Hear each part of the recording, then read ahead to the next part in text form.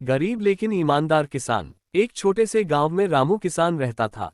उसके पास जमीन बहुत कम थी, घर कच्चा था और कपड़े पुराने। लेकिन उसके दिल में एक ही सपना था, मेरी मेहनत ही मेरी असली दौलत है।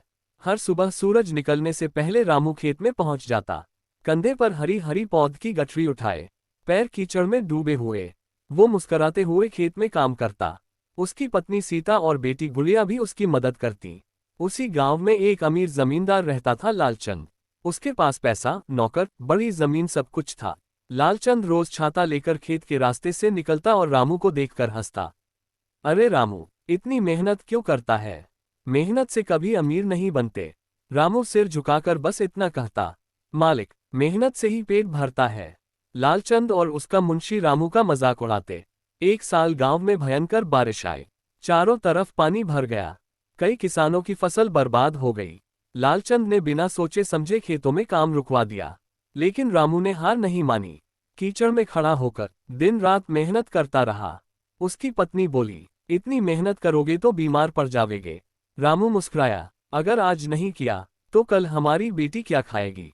कुछ महीनों बाद जब बारिश रुकी और धूप निकली, तो रामू के खेत में हरियाली छा गई। उसकी फसल बाकी सबसे दोगुनी अच्छी थी। लालचंद हैरान रह गया। उसके खेत सूखे पड़े थे। गांव के लोग बोले, रामू की मेहनत रंग लाए।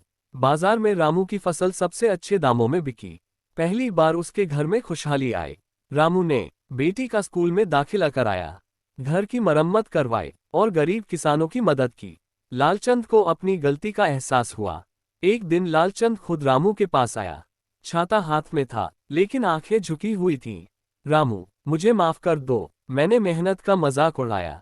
रामू ने हाथ जोड़कर कहा, मालिक, मेहनत छोटा बड़ा नहीं देखती, बस सच्चा दिल चाहिए। गांव के बच्चे रामू को अपना आदर्श मानने लगे।